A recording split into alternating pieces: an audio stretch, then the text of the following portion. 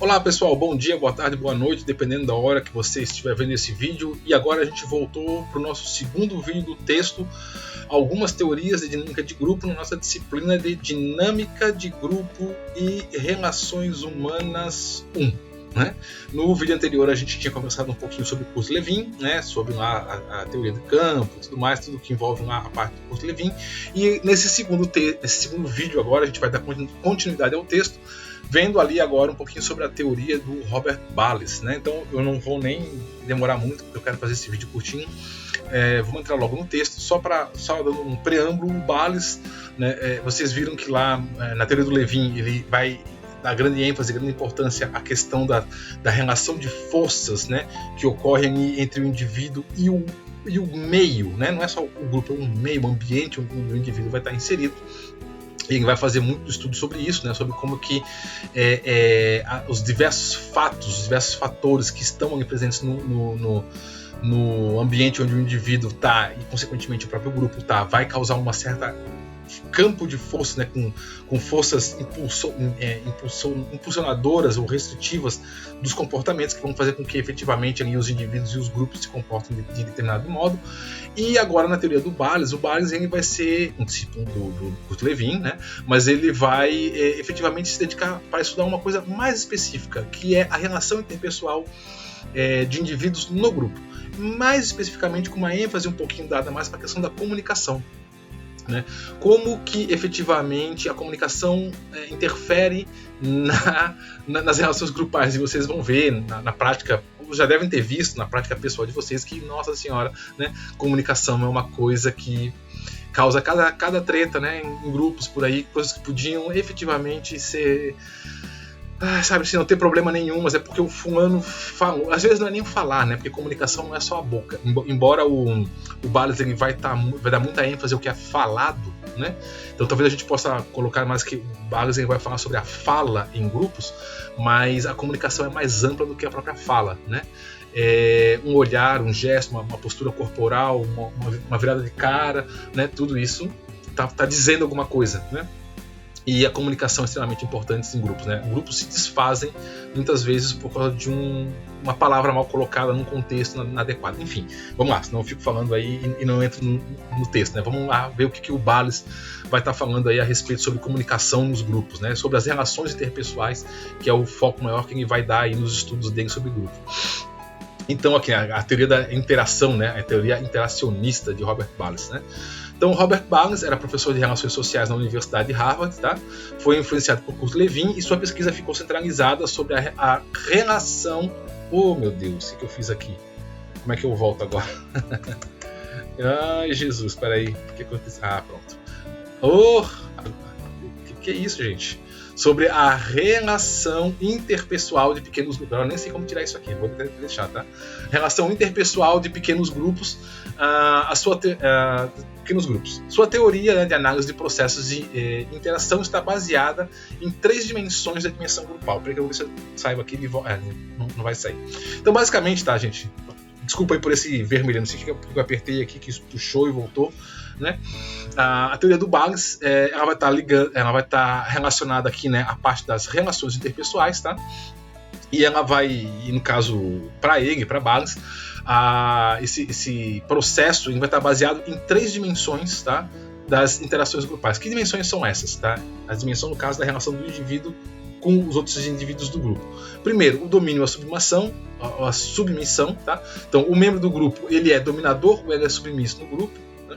Amigável ou de poucos amigos, ou seja, esse membro, né, o membro do grupo, ele é aberto, positivo ou é fechado e negativo em relação aos demais membros do grupo, e a aceitação ou a negação da autoridade. Né? Esse membro do grupo é analítico e orientado às tarefas ou é emocional e voltado às relações.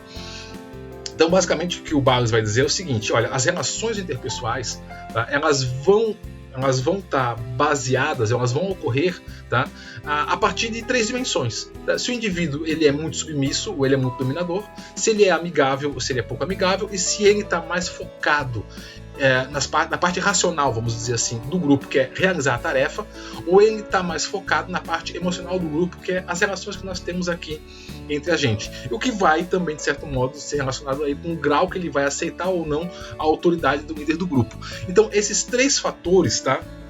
ou essas 3 dimensões, é aquilo que são as coisas que vão influenciar na interação entre os indivíduos. Tá? Se o indivíduo é muito autoritário, se o indivíduo é pouco amigável, e se ele só quer saber de realizar a tarefa, muito provavelmente ele é alguém que vai ter dificuldade para interagir aí com o grupo. Mas do contrário também, se ele é muito submisso, se ele é muito faz amizade com todo mundo e também só está lá para abraçar as pessoas e para ter uma causa, para poder se sentir aceito em algum lugar, talvez ele seja uma pessoa que não contribua muito na realização das tarefas do grupo, né? Então são elementos aí, o conjunto dessas relações é que vai efetivamente dizer aí como é que esse indivíduo vai se relacionar aí com as outras pessoas. Bom, então Bayles propõe, tá? Ele se propõe a estudar os grupos a partir das dimensões verbais, tá, de seus membros, e sugere a existência de 4 tipos de interações, ou níveis, né, de interações verbais. O Bayles, então, com base nisso, olha, saber se o indivíduo é submisso, se ele aceita a autoridade, se ele está mais focado na tarefa ou nas relações emocionais do grupo, né, eu vou conseguir perceber isso na concepção do Bayles, tá, a partir das interações verbais que esse indivíduo faz com o grupo. Ou seja, o tipo de interação. É um pouco curioso isso, porque embora a gente realmente consiga pegar isso aí das interações verbais, não é só foi aquilo que eu falei, né? Não é só verbal, né? O modo como a pessoa se posta corporalmente, expressões, disponibilidades dela para o grupo, etc., também mostra um pouco de como é que ela é em relação ao grupo. Mas basicamente o que ele vai dizer é assim: eu consigo interpretar o tipo de relação, o tipo de interação que uma pessoa quer ter com os outros membros do grupo, né, a partir do modo como ela deixa isso explícito. E ela vai deixar isso explícito na concepção de Bayles a partir do que ela fala, ou não é bem tanto do que ela fala, ou do tipo de fala que ela vai fazer, ou que ele vai chamar aqui de tipo de intervenção.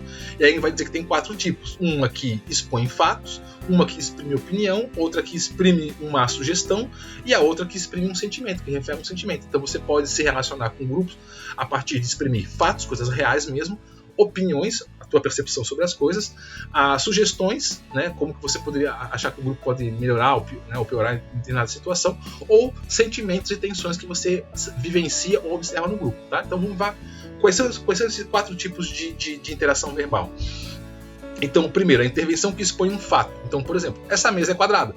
Então, a pessoa que está muito focada em expor fatos, e só fatos, né? Talvez alguém que não esteja muito interessada em relações mais profundas, porque ela simplesmente se atém ao nível da obviedade, da objetividade, daquilo que está dado ali, né? Então ela quer efetivamente talvez só cumprir a tarefa, fazer o que tem que fazer e vazar logo dali e ir embora, né? Talvez não esteja afim de muito mais relações com outras pessoas, ou também pode ser uma pessoa que pode colaborar para trazer o grupo para o chão, quando o grupo começa muitas vezes a viajar um pouco na maionese. É essa pessoa que puxa o grupo para a realidade, porque ela expõe fatos, tá? Ou ela está expondo um fato, não quer dizer que ela sempre faz isso, mas naquele momento ela está fazendo isso, tá? Intervenções que exprimem uma opinião ou uma avaliação. Então, por exemplo, essa mesa é pequena demais, então isso não é um fato, isso é um julgamento, né? É pequena demais. O que é pequeno? Porque é pequeno para um, pode ser grande para outro. Então isso aqui é uma opinião, uma avaliação. Então também tem pessoas que vão, de repente, ficar muito focadas em exprimir situações do tipo de dar a sua opinião sobre as coisas, né? O que, de novo, né? Depende do tipo de ação que o grupo está fazendo, né? Isso pode ser adequado ou inadequado. Intervenção que exprime uma direção ou uma sugestão, né? Então, o que a gente pode fazer em relação a esse fato, ou em relação a essa situação aqui, né? De ter uma mesa quadrada muito pequena, né? Então, uma sugestão que eu posso dar é: se mudássemos essa mesa de lugar, poderíamos trabalhar mais confortavelmente, né? Então, o indivíduo que sugere, que dá opiniões, pode ser efetivamente uma pessoa que está tentando mobilizar o grupo em direção à execução de uma tarefa. Ou, por outro lado, pode ser uma pessoa também que pode estar tentando manipular o grupo para fazer as coisas que ela acha que são mais interessantes a partir das opiniões dela, né? E a intervenção que reflete um sentimento ou uma tensão vivenciada pela pessoa ou percebida dela no grupo, né?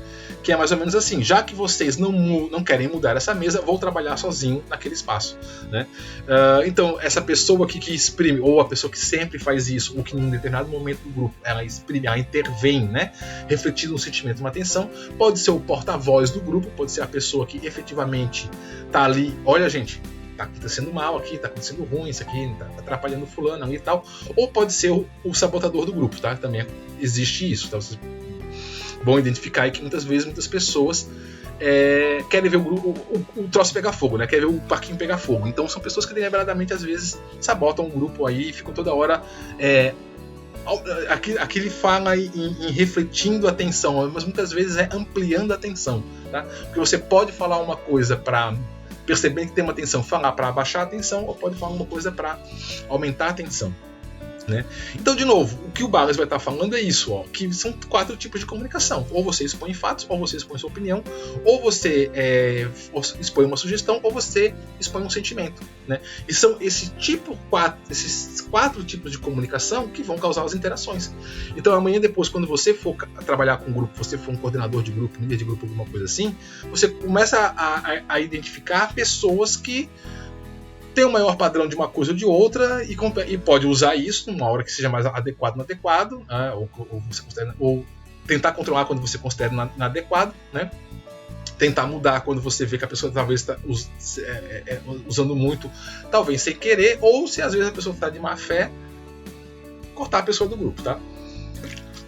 Se você puder, tem grupos que você pode cortar pessoas, né? Cortar, tipo, se é um grupo de trabalho, você pode demitir a pessoa, você pode tirar a pessoa, porque a pessoa está, como eu coloquei aqui no exemplo, sabotando o grupo. Existe, tá? Pessoas que são sabotadoras,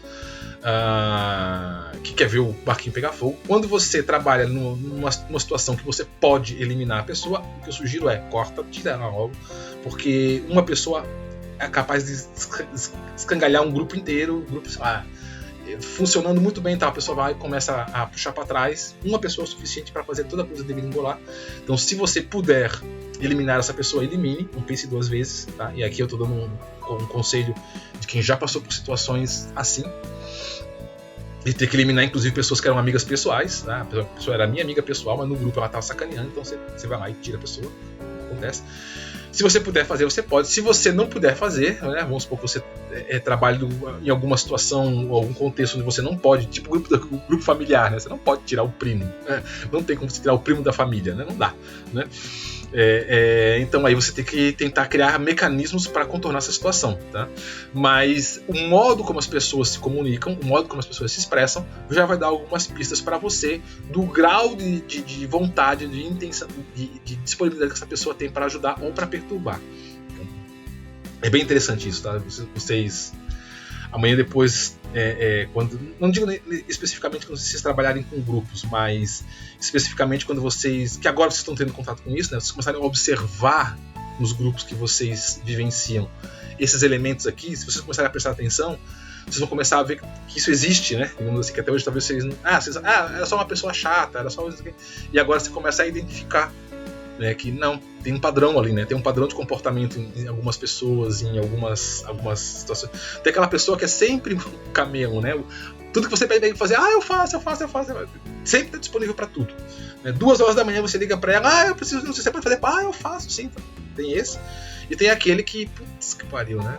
Parece que o cara faz de propósito mesmo para perturbar, né? Então vocês vão começar a reparar isso. E vocês vão começar a reparar nisso aqui, ó, como o tipo de fala das pessoas é bem específico. Repare na vida de vocês. Vamos lá, senão demora muito aqui. Então, para Ballas, tá? Sempre que alguém faz um tipo de intervenção verbal, ele expressa um tipo de problema, uma situação que, dependendo da natureza do problema, ganha dimensões maiores ou menores. Tá? Então, assim, não é só o tipo de intervenção verbal, não é só o tipo de coisa que a pessoa fala. Depende do grupo, depende da tarefa, depende do momento, depende da situação, depende de um monte de coisas, tá?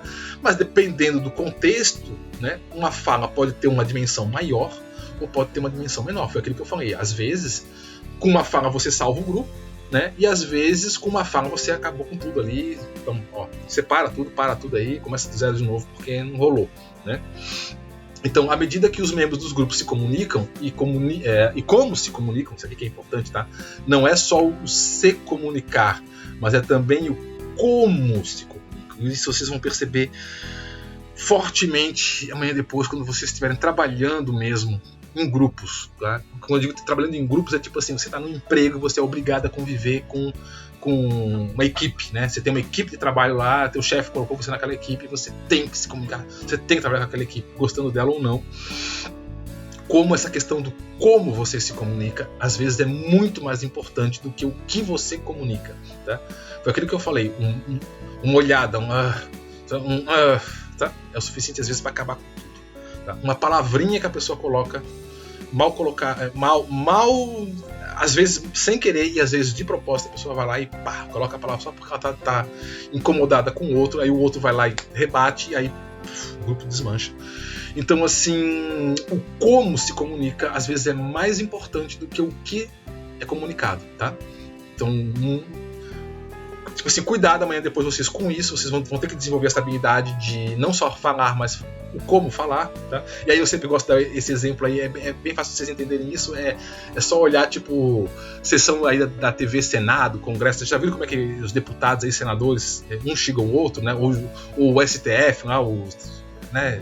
Judiciário, né? Excelentíssimo fulano, o senhor é um excelentíssimo de um ladrão, data venha, né? Vossa senhoria é um completo retardado, né? Mas enchia o cara de retardado, mas é com educação, né? Vossa senhoria, data venha, vossa excelência, né? É sempre assim, né? Porque o como você fala, entendeu? Você pode até xingar o cara, mas fica com educação, né? O modo como você coloca as palavras, o modo como você a postura que você se coloca, às vezes determina tudo, tá? Enfim,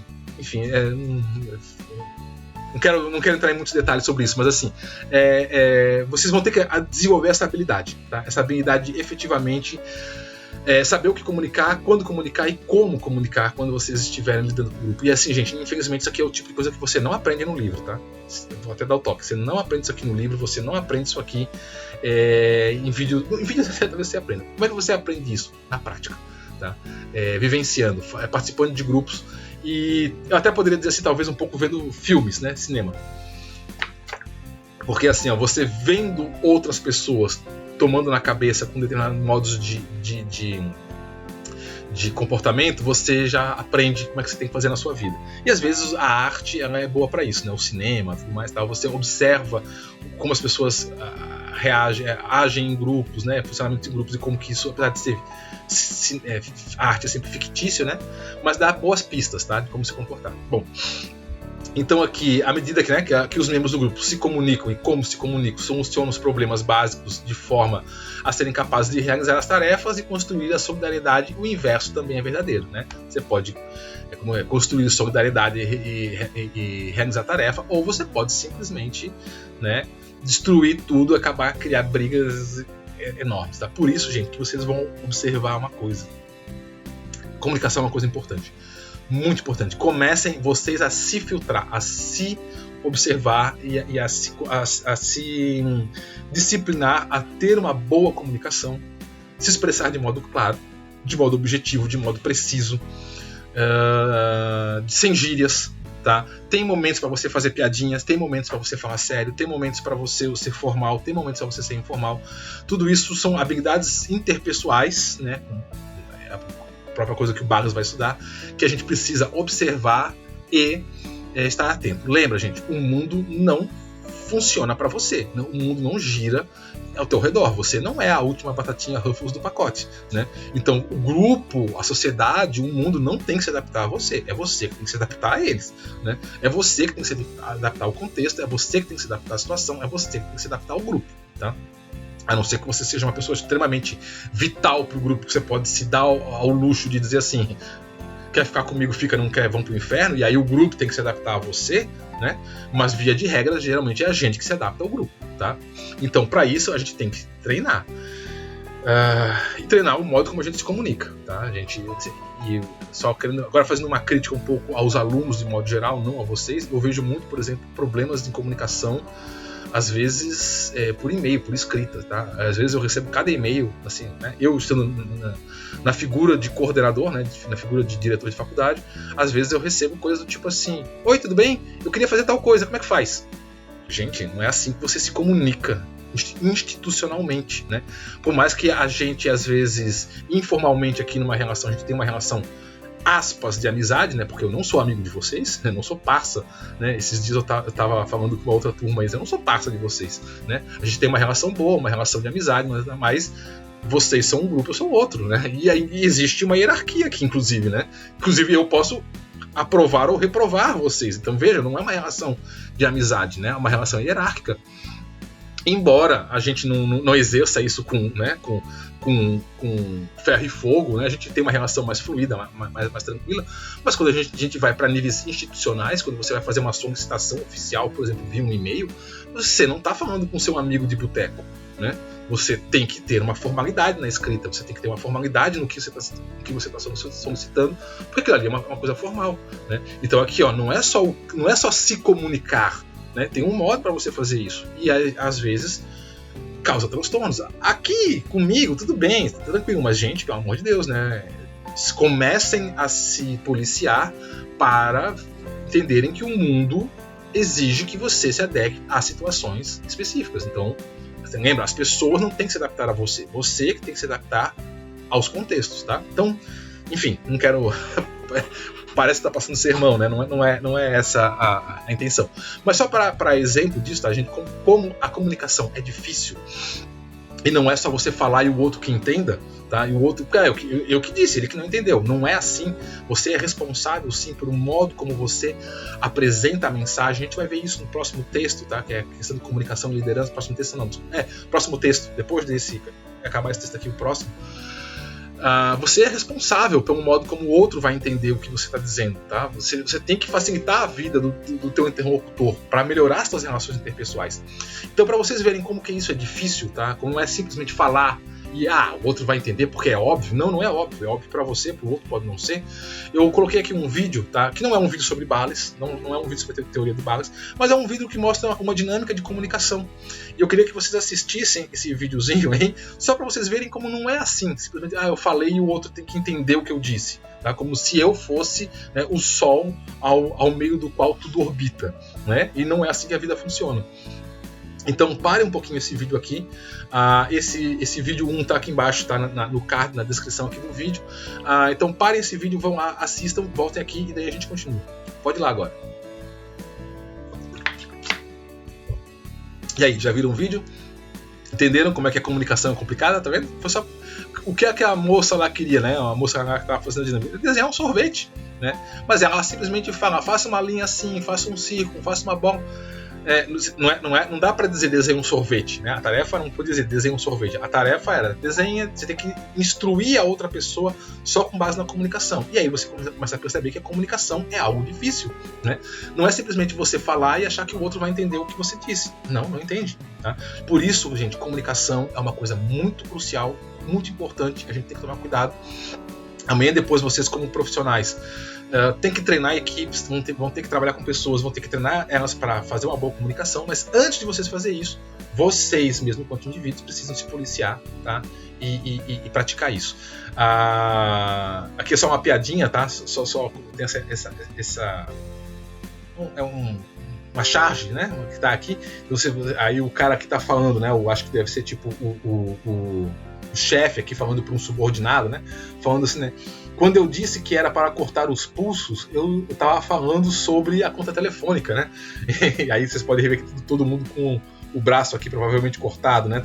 Então, ou seja, tá vendo como você falar é importante você deixar claro o que você está querendo dizer? Então, quando você simplesmente for um chefe e diz assim, olha, a partir de hoje eu quero que você corte os pulsos de todos os funcionários, né? É óbvio que isso é uma piada, é uma charge, né? Ninguém vai sair por aí com um estilete cortando, né, o braço de ninguém. Mas é só uma piada. Você deixa uma frase no sentido ambíguo, no sentido sem estar com muita clareza, a outra pessoa pode interpretar uma coisa diferente do que aquilo que você disse. E não por má fé, e não por sacanagem, ela pode fazer a coisa totalmente errada, simplesmente porque ela entendeu errado, tá? Então comunicação é importante. A gente vai ver um pouquinho mais disso num outro texto que a gente vai ver depois, tá? Então, para Bales, tá? Os problemas dos grupos podem ser classificados em 6 tipos diferentes. Aí vai dizer, olha, então, base nisso das relações interpessoais e tudo mais. Então, existem 6 tipos de problemas que podem acontecer num grupo. Então, vai lá desde problema de informação, problemas de avaliação, na forma como a pessoa apresenta as informações, apresenta as avaliações, né? Que podem ser superficiais, profundas ou inexistentes, né? Eu posso fazer uma avaliação muito superficial, profunda demais, isso aqui também é problema, tá? Vocês podem pensar assim, então o cara faz uma avaliação muito profunda, isso é muito bom. Não, às vezes não é. Às vezes tem coisas que é para você aprofundar, tem coisas que você não é para aprofundar.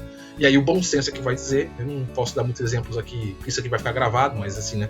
Vocês vão perceber na vida de vocês que tem coisas que você deve aprofundar o problema e tem coisas que você não deve aprofundar o problema. Exemplo fácil para vocês entenderem. Se você não tem como solucionar o problema, amanhã depois vocês vão trabalhar numa situação, em algum contexto, você não tem como solucionar o problema, então não aprofunde muito na avaliação. Porque se você já sabe que você não consegue resolver a coisa, não exponha a coisa, porque senão você está pedindo para o grupo ter um problema, né? Então se você tem uma situação que você sabe que você não vai conseguir dar conta, né, e você precisa fazer uma avaliação, faça uma avaliação mais superficial, né? Isso é inadequado. Não. Isso é você ser funcional para um momento da vida onde você, aquele grupo, aquele contexto tá trabalhando. Num outro momento, numa outra situação, quando você tiver a condição realmente de resolver mais profundamente um determinado problema, uma determinada situação, você faz uma avaliação mais profunda, tá? Então veja, você tem que ter o feeling, você tem que ter o bom senso, tá? Lidar com grupos também envolve arte, tá? Não é só conhecimento intelectual, não, tá? Tem que ter a arte. Né? Então, problemas de controle, né? Excesso ou escassez, né? Do controle, geralmente aqui por parte do líder. Problemas de tomada de decisão ou de procrastinação, né? Do grupo que decide ou não decide, né? Enrola, faz a reunião e decide na reunião que vai se reunir, né? Para fazer outra reunião para decidir. É típico. Tá dizendo assim, reunião de determinados grupos aí, mas eu prefiro não falar que determinados grupos que fazem isso, né? Que fazem reunião e aí a decisão da reunião é que a gente tem que fazer uma outra reunião para decidir, né? Tem um grupo aí que é campeão em fazer isso. Eu não vou falar que vou me abster. Problemas de tensão grupal aumentado pelo grau de seriedade dos membros e os problemas de integração. Então, basicamente, o Bagos vai dizer assim, esses aí são 6 tipos de problemas que pode ter num grupo, tá? E vocês vão observar que esses problemas podem ser aumentados ou minimizados do modo como você se comunica, do modo como você fala, do modo como você apresenta. Porque eu posso ter um problema de integração e eu posso resolver isso falando assim, gente, eu acho que a gente tem um problema aqui, porque as pessoas estão, né, tá todo mundo muito focado em si mesmo, não tá percebendo que a gente precisa resolver isso aqui, porque se a gente não resolver isso aqui, a gente vai ter um problema e tal. Você pode falar isso sem ofender ninguém, ou você pode ter um problema de integração e dizer assim, isso aqui não tá funcionando porque o fulano, ele só pensa em fazer tal coisa e só pensa pra ele, o Beltrano só pensa... E aí você jogou no ventilador, né? E aí, pronto, não tem mais grupo, porque aí o outro reage e acabou tudo. Então, são 6 tipos de problemas que podem ocorrer no grupo. E o modo como você vai interagir com as outras pessoas ou com o grupo como um todo para buscar a solução para esses problemas é que vai dizer se você vai potencializar isso ou minimizar isso, tá? Então, dependendo da natureza dos grupos, esses problemas, ou alguns deles, são mais ou menos importantes, também tem isso, tá? Dependendo assim, sei lá, um grupo de trabalho muito focado em alguma atividade. A gente não precisa ser. Foi isso que eu acabei de falar aqui para vocês. A gente não é parça. Eu e vocês, nós não somos amigos, né? Temos uma relação de trabalho aqui. Então, ter uma relação de amizade muito próxima não é importante para o tipo de tarefa que a gente desenvolve aqui, que é a formação acadêmica, né? É bom ter um grau de amizade, um grau de... É bom, mas eu não vou tomar cerveja na casa de vocês e vocês não vão vir na minha casa tomar cerveja. Não vai acontecer, né? Então, esse grau de integração, esse grau de integração grupal, não precisa estar profundo a esse nível. Agora, vamos supor que a gente seja um grupo de soldados, como está aqui, ó, né? Onde a vida de um vai estar dependendo da vida do outro. Talvez ter esse grau de interação entre os membros do grupo, a ponto de um ser efetivamente ir na casa do outro tomar cerveja, seja importante, seja interessante, seja importante desenvolver isso, porque isso vai fazer com que o cara efetivamente amanhã depois, lá numa situação de conflito, se lance para proteger o outro, né? Então veja, dependendo da natureza do grupo e da tarefa, da função, tá? Esses problemas ainda são maiores ou menores, ou são irrelevantes ou não, tá? Então, além disso, para Baggs, os grupos operam em 2 áreas distintas. A área da tarefa, que é aquela que eu estava falando agora aí a respeito da formação. A gente não é a parça, né? Então, nosso objetivo é que qualquer formação acadêmica, ou seja, o que eu estou sinalizando aqui? O que importa para nós aqui é a tarefa e não tanto a nossa relação afetiva, tá? Onde as trocas são ao nível socio-operatório e estão diretamente relacionadas ao objetivo da tarefa e a ser realizadas pelo grupo, e a socioafetiva, que é essa que eu dei aqui exemplo do soldado, né? Onde as trocas são realizadas no nível dos sentimentos, isto é, dos afetos dos membros do grupo, né? Ou, sei lá, o grupo de futebol, o grupo da galera que se reúne para jogar futebol toda quarta-feira, depois tem um churrasquinho e tal. O foco não é a porcaria do futebol, o foco não é fazer o gol, o foco é o churrasco, o foco é a galera se encontrar, tomar cerveja, conversar, falar da vida, né? Então, embora a tarefa, ou seja, jogar bola, seja a tarefa, né, explícita, mas o que realmente importa ali no grupo é as relações socioafetivas e não efetivamente ganhar o jogo, né? E inclusive quando tem um cara que está muito preocupado porque ganhou o jogo, esse cara acaba até atrapalhando, acaba até enchendo o saco e a galera até acaba fazendo o cara vazar, né? Ou se a pessoa que sai para pescar, né? O objetivo não é pegar peixe, né? Pescaria você sai para sair com o pessoal, para tomar umas cachaças lá no meio do rio, né, para interagir e tal. Não é o peixe em si, é bem diferente pegar peixe e pescar, né? São coisas diferentes. Se você sai para pegar peixe, o objetivo é você voltar para casa com bastante peixe, né? A tua vida depende do peixe, então você tem que pegar. Agora você sai para pescar, o pescar você sai para um passeio, é lá para, né, pra conversar, bater papo, passar a noite, acampar, é para isso, né? Então, dependendo da tarefa, né? O grupo vai operar em duas áreas muito distintas, né? E em alguns casos, as duas coisas se juntam, né? Em alguns casos, a situação se junta, como é o caso também aqui desse exemplo que eu estava dando aqui de soldado, né? A parte da tarefa e a parte socioafetiva tem que andar lado a lado, né? Porque efetivamente você está numa situação tensa, o grupo tem que resolver um problema de um modo tenso, né? E não é só a tarefa pela tarefa, também não é só a amizade pela amizade, você tem que juntar os dois, porque aí você consegue efetivamente o teu objetivo, né? Que é realizar a tarefa e sair vivo, né? Na interação entre as áreas em que o grupo opera, né? A tarefa e a socioafetiva, com os 6 tipos de problemas que o grupo pode apresentar, surge uma série de interações que constituem um bom instrumento para se observar e compreender o grupo, né? Então, basicamente, o que o Bagles vai estar propondo é o seguinte: olha, aqui são os 6 tipos de problemas que podem acontecer, mas basicamente é uma interação daqueles 6 tipos de problemas com as duas dimensões do grupo, a área da tarefa ou a área afetiva, né? E como isso aí se relaciona, é que vai dar um modo para efetivamente eu compreender o funcionamento do grupo. Aí, só para título de ilustração, tá, gente? Também só para ilustrar, eu trouxe aqui um vídeo que é do filme do O Resgate do Soldado Ryan, né? Que tá por isso que eu trouxe essa cena aqui tá o Tom Hanks, né? Aquele momento que eles estavam lá na praia ainda, né? Pra quem viu o filme, né? Não sei se todo mundo aqui viu o filme, mas é hora que eles descem do barco lá e estão lá pra subir aquela montanha lá, tá cheio de alemães ali e tal, né? Isso aqui é só uma foto mesmo, só pra mostrar que é do filme. Mas eu trouxe aqui uma cena do filme, nesse vídeo aí, o vídeo 2, que mostra um pouquinho sobre como é que ocorre essa questão de comunicação e como que a comunicação ela pode favorecer principalmente isso aqui, ó, a área socioafetiva, tá? Nessa ceninha ali, eu vou pedir para vocês verem, vai estar um pouco a realização de tarefas, tá? Porque existe aí como é que você se comunica para executar uma tarefa, mas basicamente como a comunicação ela pode efetivamente contribuir para essa dimensão socioafetiva, tá? Então eu quero que vocês deem uma paradinha no vídeo aqui agora, parem o vídeo, assistam esse vídeo 2 aí a respeito, que é uma cena aí do filme do Resgate do Soldado Ryan, assistam lá e voltem aqui pra gente começar, tá? Então pode ir lá.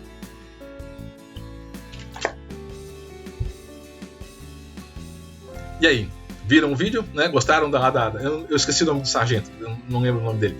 Mas entenderam como é que funciona? Eu gostei de uma cena ali, uma parte ele fala assim: não, fulano, duas, né? Que ele fala assim: ó, presta atenção, fulano, olha como é que se reclama, né? Ó, você quer reclamar, tem um jeito certo de você reclamar, né? Um jeito direito, né? Não é simplesmente reclamar por reclamar, reclama de um jeito direito, né?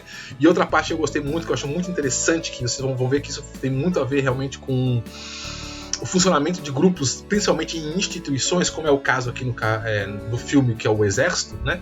Quem fala assim: não, fulano, aí um soldado lá pergunta: e você, sargento, você não vai reclamar?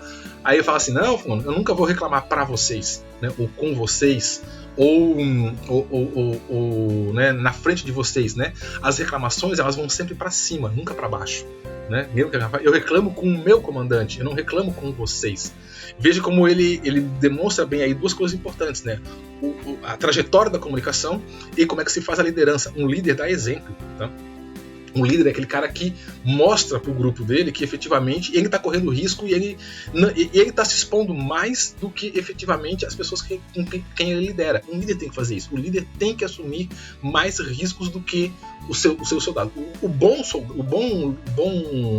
comandante não é aquele que fica na linha de trás e deixa o soldado na frente. É o que vai lá na frente. Né? O que está lá na frente, que se alguém tiver que tomar o tiro, toma ele primeiro. Né? Esse cara que motiva as pessoas a continuarem, porque elas olham para eles e o cara se arrisca por mim, né? Se ele se arrisca por mim, eu me arrisco por ele, né? Agora, se você vai para trás e manda os outros na frente, né? Aí, por que eu vou morrer por ele, né? Então, quando ele fala isso, as reclamações vão sempre para cima, nunca para baixo. Ele está dizendo isso, ele está mostrando isso, que efetivamente, né, para você ter uma boa relação socioafetiva, por exemplo, eu não reclamo dos meus subordinados a respeito das condutas que eles têm. Eu posso cobrar deles, né? Eu posso cobrar deles o comportamento que efetivamente seria exigido, seria necessário que eles fizessem. Mas eu não vou reclamar problemas da minha atuação, da minha vida ou da minha atribuição do trabalho, né? Efetivamente, para quem está subordinado a mim. Eu vou fazer isso para cima, né?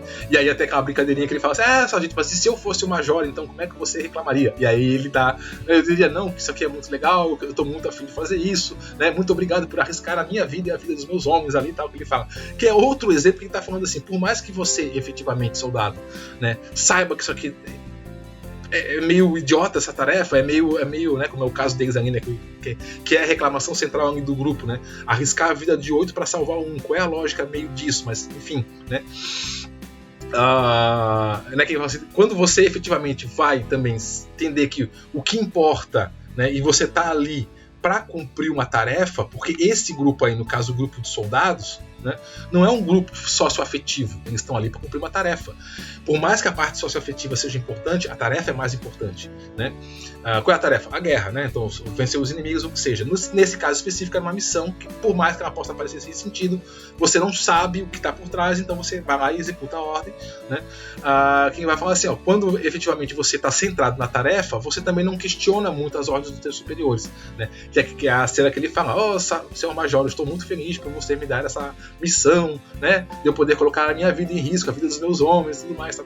É isso, ele tá também dando uma lição aos soldados deles assim, não reclamem, vocês não têm que reclamar, veja como é interessante, o que ele fez foi de certo modo dar uma mijada nos soldados, mas ele não ofendeu ninguém, perceberam como não é o que você faz, mas o modo como você faz, muitas vezes, que determina a tua relação socioafetiva com o grupo. O que ele fez foi dar uma cobrada nos soldados dele assim, gente, não reclama, vocês são soldados, cala a boca, soldado cumpre ordem. Mas ele não virou para todo mundo e disse, vocês são um bando de babaca, um bando de otários, vocês têm que calar a boca e cumprir, fazer o que eu mando. Ele não disse isso.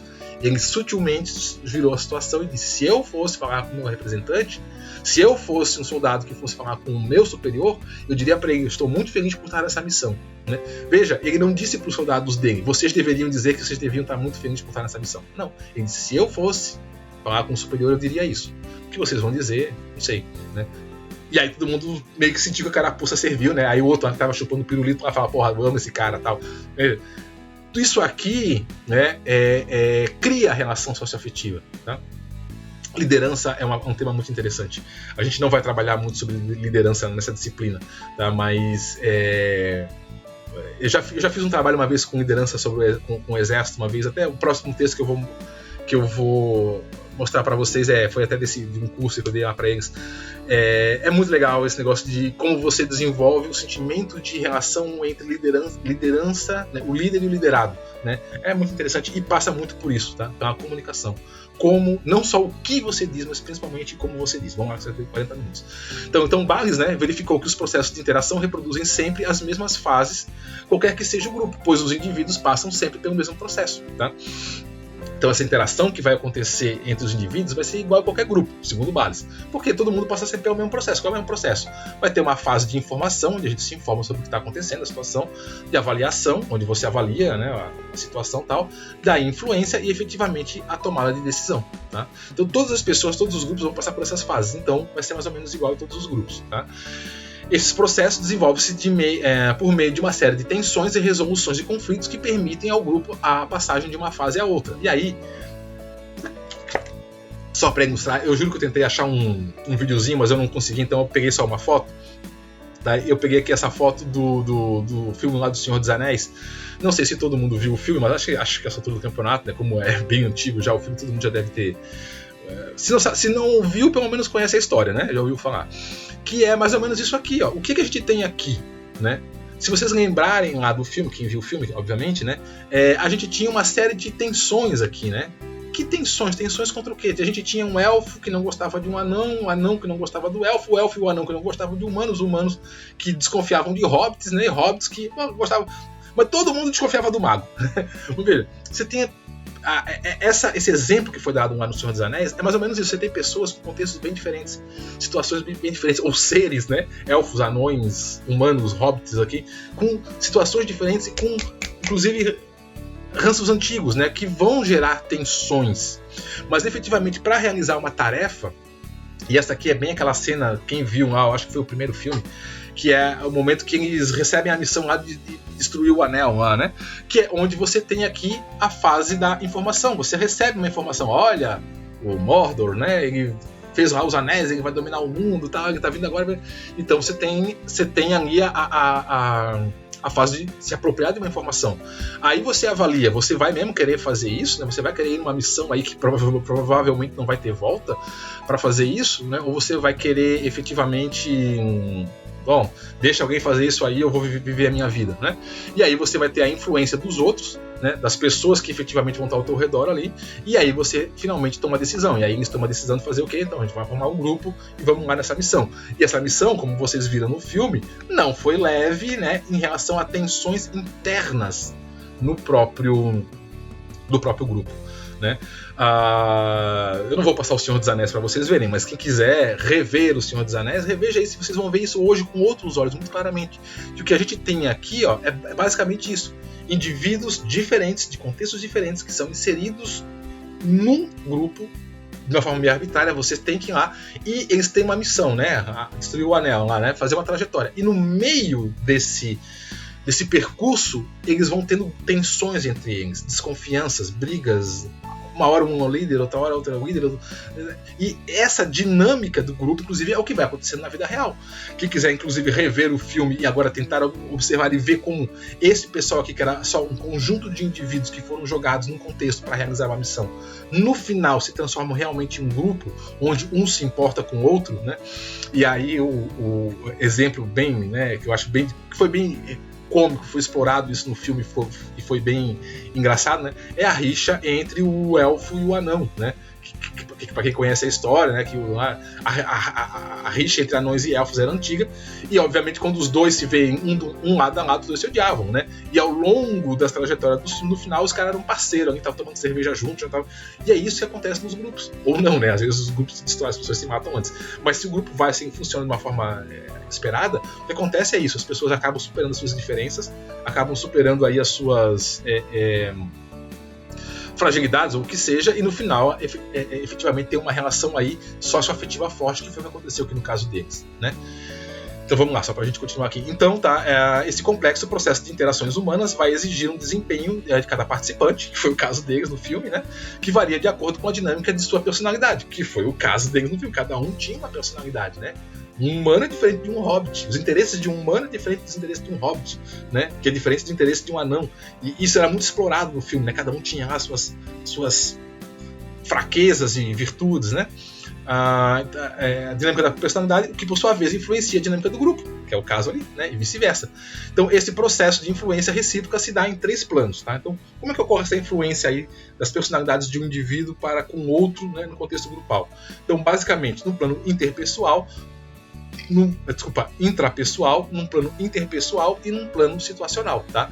Então no plano intrapessoal, eu comigo mesmo, O indivíduo reage ao grupo em função das suas necessidades motivacionais e características pessoais, né? Que, de novo, é bem o caso aqui, né? Se vocês lembram bem no começo, todo mundo, não, eu levo o anel, e tudo, um desconfiando do outro, até que no final, então tá bom, então quem leva é o Frodo, né? Mas isso aí tudo, porque todo mundo sabia que o anel era poder, né? E é a dimensão intrapessoal. Inclusive teve alguns, né, como, acho que era o Boromir, né, que era o nome desse aqui, eu não lembro mais, faz tempo que eu vi o filme, tá? Que ele queria o anel que era para poder lá, né, ter o poder, era uma causa pessoal, então é uma dimensão intrapessoal, né? Como que isso vai ser relacionado ali dentro do grupo? O plano interpessoal está na relação do indivíduo com os outros membros do grupo, suas interações influenciam as emoções grupais, tá? Que a gente viu, né, acontecer direto lá, e o plano situacional, ou seja, o contexto, a tarefa, no caso aí, destruir o anel lá, tá, né? O contexto em que o grupo está inserido influencia todas as dimensões que constituem o grupo como um todo. De novo, vocês viram isso o tempo todo, né? Principalmente em vários momentos que isso acontecia lá no filme, um acusando o outro de querer ficar com o anel para si, para um ganho pessoal aí, ou para alguma coisa assim, né? Até que cada um deles aí teve que passar por cima das suas próprias situações pessoais aí para efetivamente conseguir um ganho maior para todo mundo, né?